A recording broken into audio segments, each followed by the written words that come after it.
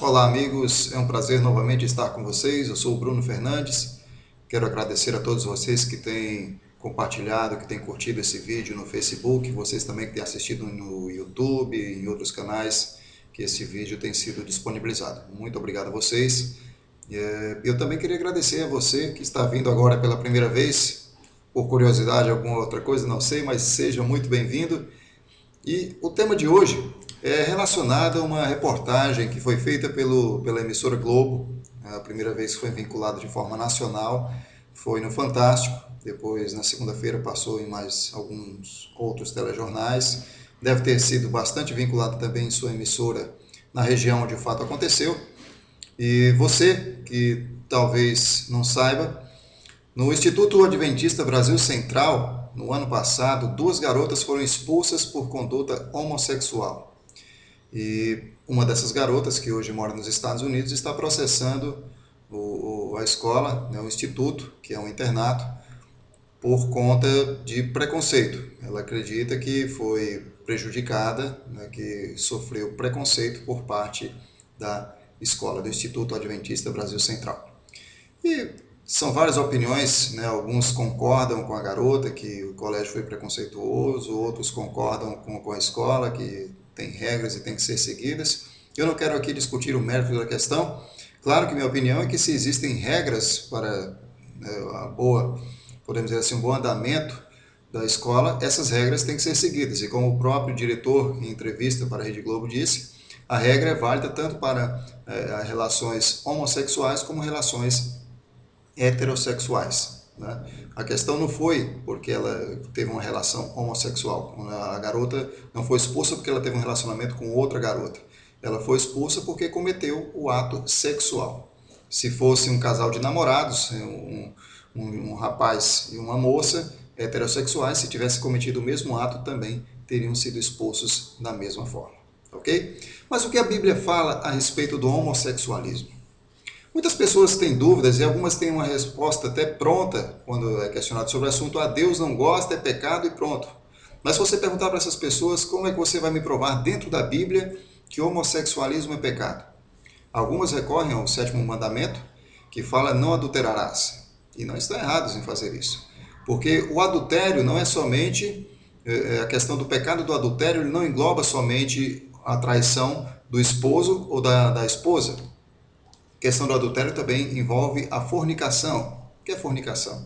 É o ato sexual entre duas pessoas solteiras, que não são casadas com ninguém. A questão do ato sexual, ele é tido na Bíblia como o casamento perante Deus. Antigamente, no Antigo Testamento, né, em alguns povos, não existem pastores ou ministros para que possam abençoar, né, serem ali os representantes divinos para que possam abençoar o casamento. Então, o casamento é dado a partir do momento que eles têm um ato sexual. O homem e a mulher têm um ato sexual, então perante Deus eles estão casados.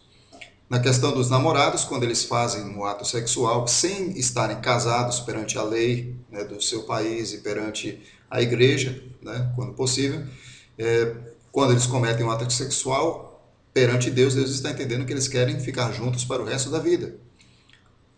E daí então eles já estão casados, precisam só formalizar isso perante os homens. Tá dando para entender? A questão também, a respeito do adultério, ele envolve muitas outras coisas. E o homossexualismo, Deus, ele trouxe regras específicas quanto a isso. Algumas pessoas dizem, se Deus não quisesse que os homossexuais existissem, Deus não teria colocado esse instinto até em animais. A gente vê, algumas pessoas comentam, né? A gente vê um animal que comete ato sexual com outro animal, né, masculino, dois animais, né, machos cometendo ato sexual, dois animais fêmeas cometendo ato sexual. Então os animais eles têm um instinto também, e se Deus fosse contra, ele não teria colocado esse instinto nos animais. Eu já ouvi algumas pessoas usando essa justificativa. Vale lembrar que Deus não criou o mundo degenerado como existe hoje. Deus não criou o leão comendo carneiros. Deus não criou o leão carnívoro. Você sabia disso? Você sabia também que Deus não criou a morte foi instituída pelo próprio homem? O homem, quando desobedeceu à lei específica de Deus, ele trouxe a morte e o pecado para esse mundo. E depois de algum tempo, Deus ele precisou, além dos 10 mandamentos, ele deixar algumas regras específicas sobre o tratamento dos seres humanos com outros seres humanos e também algumas formas de conduta para que nós possamos adorar a Deus em espírito e em verdade. Algumas dessas regras estão no Antigo Testamento. Eu gostaria de ler uma com vocês. Se você tiver uma Bíblia, você pode até, junto comigo, você pode conferir. Lá em Levítico capítulo 18, versículo 20, que diz assim: não te deitarás com a mulher de teu próximo, para não te contaminares com ela.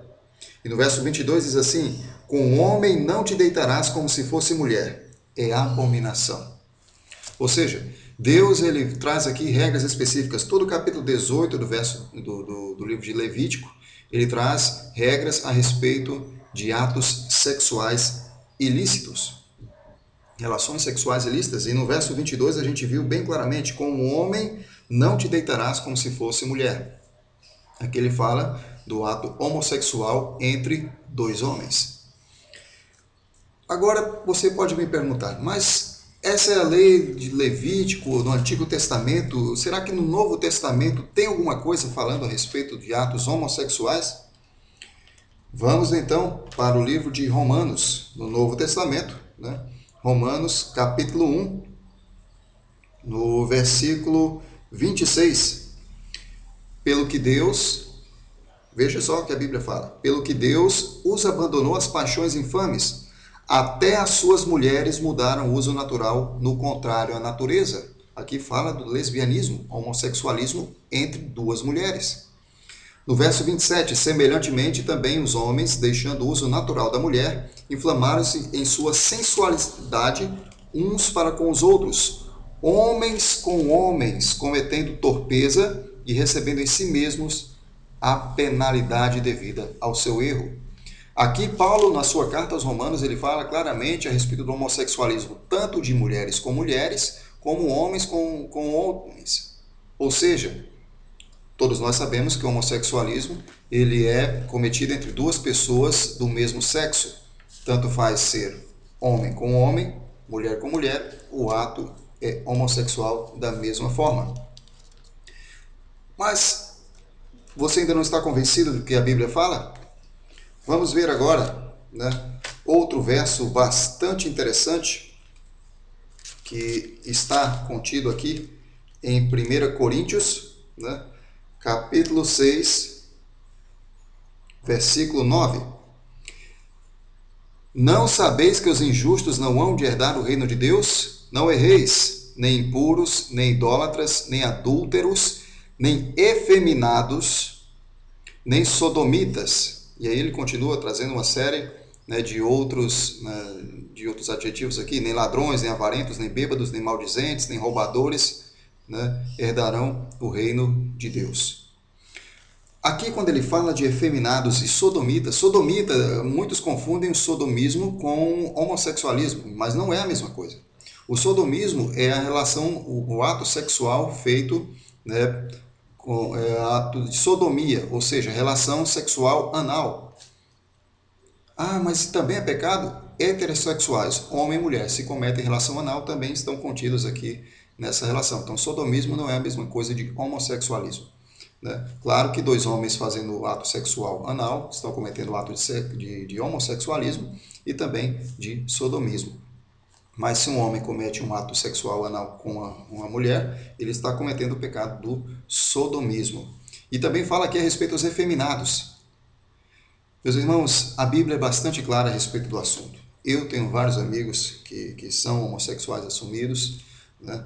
E amigos e amigas que são homossexuais assumidas, são grandes amigos, são pessoas que estão comigo há muito tempo do meu lado e são ótimas pessoas. Mas não é porque eu sou amigo delas que eu tenho que concordar com seus atos, né?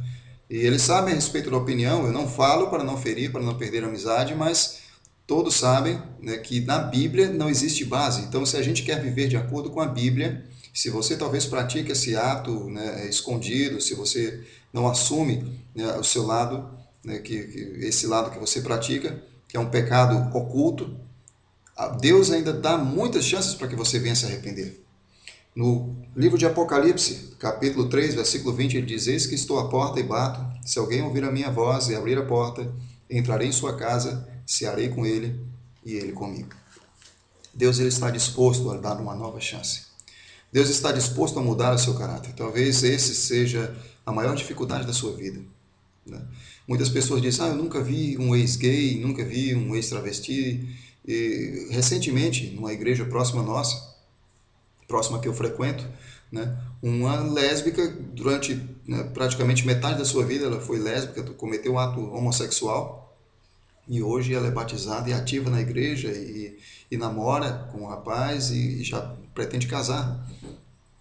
Outras pessoas eu já vi a vida serem transformadas, homens casados que também tinham o ato, cometiam um ato homossexual, que hoje, né, são convertidos em nome do Senhor Jesus. E ele faz esse convite para você. Se você ainda pratica esse pecado, se você ainda procura, né, justificativas para cometer esse pecado, abra seu coração a Deus. Permita que Ele arranque de você essa vontade, permite que Ele arranque de você, né, esse desejo impuro, e você vai ver como Deus vai transformar a sua vida, e você vai, a partir de então, ter uma vida plena, feliz. Meu pai sempre me dizia, aquilo que a gente comete, que não tem coragem de dizer a Deus, ou que a gente procura uma justificativa, nunca é a coisa correta a se fazer. Se você faz alguma coisa que você precisa esconder essa coisa de alguém, ou dos seus pais, ou de Deus, ou que você não encontra respaldo bíblico nessas coisas, certamente isso não vem de Deus. Pense nisso. Eu agradeço por esses minutos que você esteve aqui comigo e estou aqui à disposição para receber seus comentários, perguntas e alguma outra coisa que você queira vir falar comigo, tá ok? Um grande abraço, fica com Deus e até a nossa próxima ocasião.